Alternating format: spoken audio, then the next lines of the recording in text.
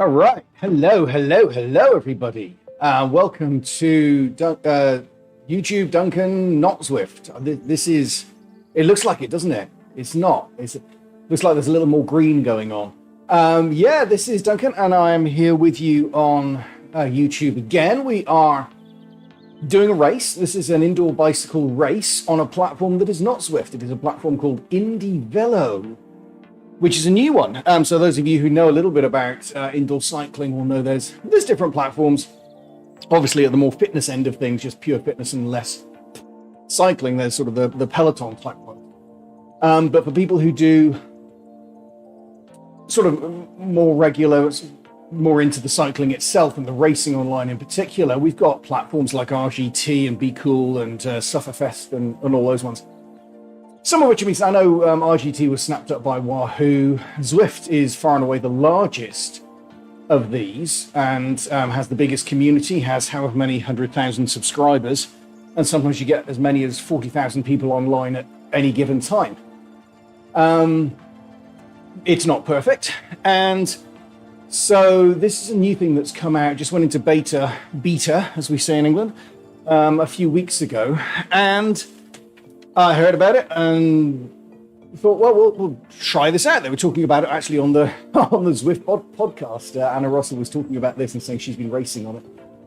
And saying it's interesting because they have several things that are not on Zwift.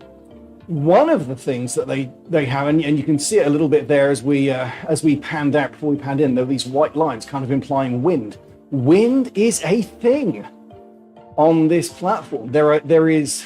you can be racing literally the same course, but it could feel different because you'll see when we get out there is wind coming from particular directions, which means sometimes if you're in a headwind, you're not going to make much of a chance to make a break. If you've got a tailwind, maybe that's your time to go for it. If you've got a side wind, you end up across the road like echelons, like they do racing in Holland. So fascinating stuff.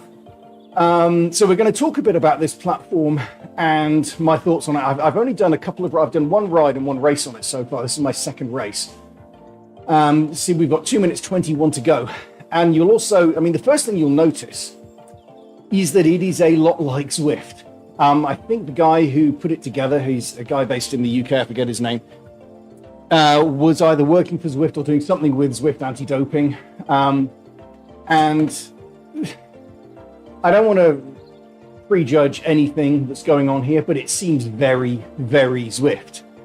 And if Zwift did anything involving, should we say, copyrights or patents, there might be some interesting things happening, reminding me a little bit of the old Young Living doTERRA in the essential oils world.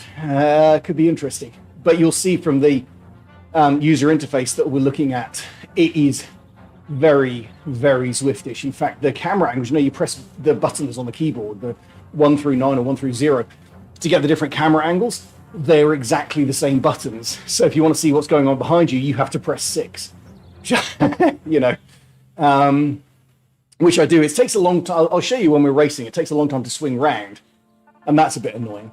Does it have a bike choice? That's one thing I don't seem to have here. So everyone, I don't know if we're on the same bike or not. And also, because I'm new to this platform, obviously it's got an idea of my watts per kilogram. And okay, yeah, fair enough. It's got an idea of my watts per kilogram. So even with that, I am going to be racing apparently in quite a low category because the categorization is based on results rather than your sort of watts per kilogram score. So that's one thing you'll notice when we get out there. You'll also see they're not giving the watts per kilogram for the other riders, they're just giving the speed. So we'll see how it goes. The rest of it looks pretty similar. The graphics are not quite as good as Zwift, but the fact that they're not as good actually means that potentially this platform has got a lot more going for it than Zwift does. Talk about that when we get out there, but there's a graphics engine. This actually uses a standard, well-known graphics engine to make these worlds, whereas Zwift's one is completely custom. Anyway, here we go. So this is a 10-mile race, about 16 kilometers. We are going to be going around an island, and kind of this is the only world they have in indieVelo at the moment.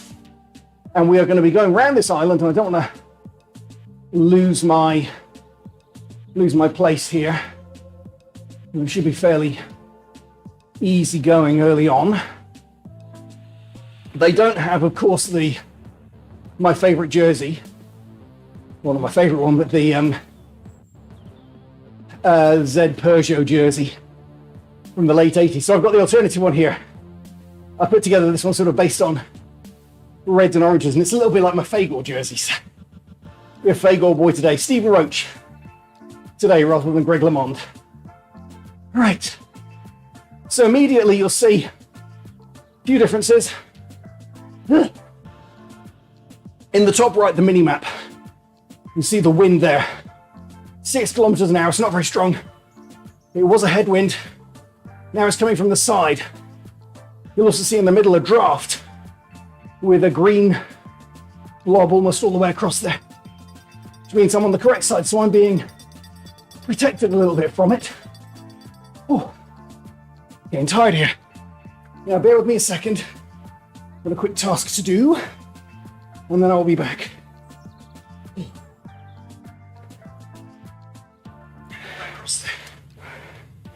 All right. Oh.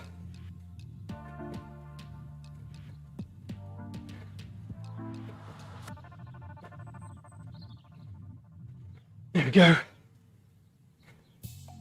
And one more. There we go. Right. And all that I managed to almost get dropped. Still getting some drafts, so I should be able to get back on. Oh. So I sent around the YouTube link. I'm losing my spots. So, 50 people in this race. And this is a world in, well, the game is in beta, which means as of right now, you don't pay for it. So you can go to indieVelo.com or whatever their website is and download it and use it for free. There's not a lot of people. I think there's only 200-300 people on here using it. I think most, if not all, of the people I'm racing against here are not real people. I think it's robots. But we'll see. When I did the race the other day, I think, again, almost all were robots. I don't know if I've been bumped up a category after my race the other day. So this one will be a bit tougher, I don't know. We'll see. Anyway. Whew. So we're doing one lap. 14.5 kilometers to go. So again, top right, just under the mini map. Lap 1 of 1 of 14.3. To go, pretty flat course this. All right, get my breath back. Right. So yeah, I was saying the graphics look a little bit like sort of Zwift from 7 or 8 years ago. It's not fantastically detailed. It's rendered pretty quick. It's done using, like I said, a standard graphics engine. So if you play a lot of computer games, you'll know they use, generally speaking, one of 2 standard packages to render worlds like this. First-person worlds. One called Unreal, one called Unity. This uses Unity. Now, what that means, if you've ever done stuff, and I'm not a big graphic designer, I don't do this much, but I did play, I think, with Unreal once. It's really easy to make a world, like really easy, very quick. Now, Zwift, when they make a new world, everything is custom. You also have to go right back to the code. It's a custom engine. They do a good job, but it's not quick to put out new worlds. And I've been wondering, with Zwift, should they make the jump over to Unreal or Unity? I don't know. Because one of the complaints about Zwift is there's never enough new tarmac. Now, obviously here in this game, we're in beta, there's one island with a lot of different roads. Have a velodrome as well. But The big advantage is going to be in the future. You should be able to output a lot more roads more quickly. So, that's one difference. Ugh. And I haven't really said it, but I've been thinking about it for some time. I mean, I've been on Zwift since 2019, so nigh on 4 years. And it has changed a bit in that time. Had some new worlds. Not a whole lot has changed. And there are some things like getting promoted up through the ranks because you win, rather than because you put out certain watts per kilogram. They should have that in Zwift, and they haven't. And I've been talking about it longer than I've been on there. Wind. They should have it. Look, we've got tailwind right now. Braking when you go into a corner. They do not have that on Zwift. Here, if there's a sharp corner and you go into it too quickly, the light on the back of your bike will flash and you will get slowed down and you will lose positions. So there's a skill in putting yourself into the corner in this game. Pack dynamics not as good here as on Zwift, but as you can see, it's working well. And there's more info. There's a thing called Zwift Source, which is a third-party add-on you can pay for, which will tell you things like draft and groups and all that. That's in this game right now. Like I said, wind is probably the biggest thing. It makes even an identical course have a very different profile depending on the wind. Now, I'm about to get the wind from the left.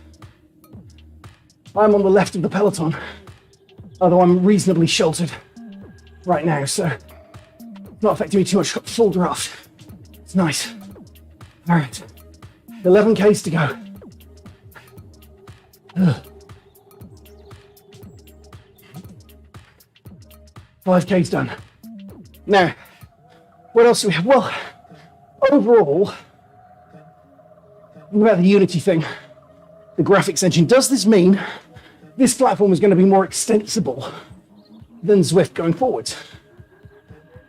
And I think the answer may be yes. Yeah, like I said, I've been thinking for some time, doing Zwift for 4 years.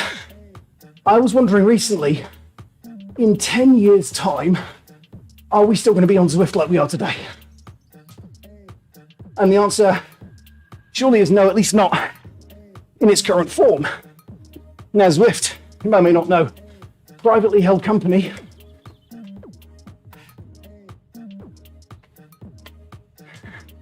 Eric Min's the CEO, another guy who sort of invented it in the first place. It's actually what they call in financial circles a unicorn. It's a multi-million, or is it billion-dollar player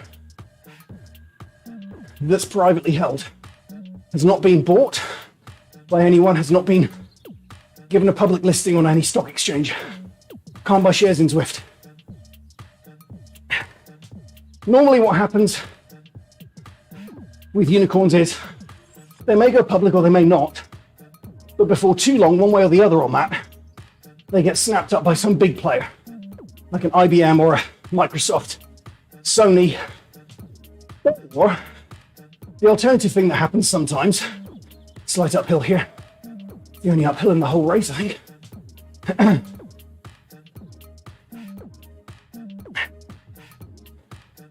is that companies will bring out their own alternative. Do you remember you may not remember, if you're old as me, especially if you're into computer consoles, games consoles, in the 1990s, there was the Nintendo 64, the Nintendo Cube, there was the Sega Mega Drive and the Sega Dreamcast. Suddenly Sony, renowned for their audio players and Walkmans, decided to get into the gaming space and invented the PlayStation. Suddenly they owned it. Microsoft came along with the 360. Only Nintendo survived from the coal that followed, and only because they invented the Wii, which was different, really different from the consoles. And again, Nintendo Switch, very different from all the rest of the consoles in the world.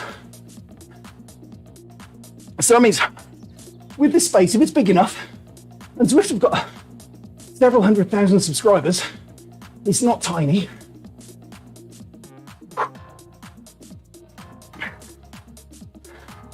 Could it get bought out? Maybe. Will another company come on and invent something? Maybe. Will another company come on and invent something, and then that gets bought by Microsoft or IBM? Maybe. And that's, I think, the position indieVelo is going for here. They've done it on the Unity graphics engine, so you can make a lot more worlds very quickly.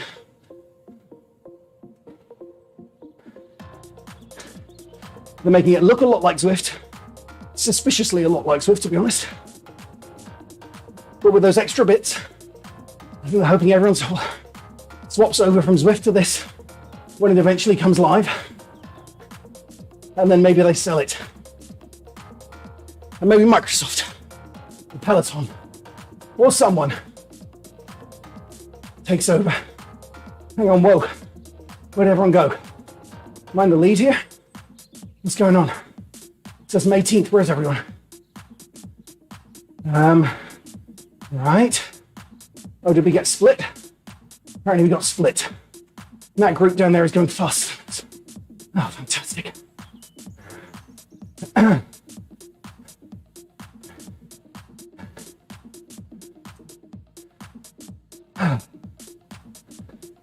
Let's see if I can catch on the back of this group. I'm going to come back together in a minute. I didn't know it did that. There we go. Down the hill. Getting back on. Oh, thank goodness for that. Straight through. Hey, we could have a break here. Off the front. Should we do that? Let's see what happens.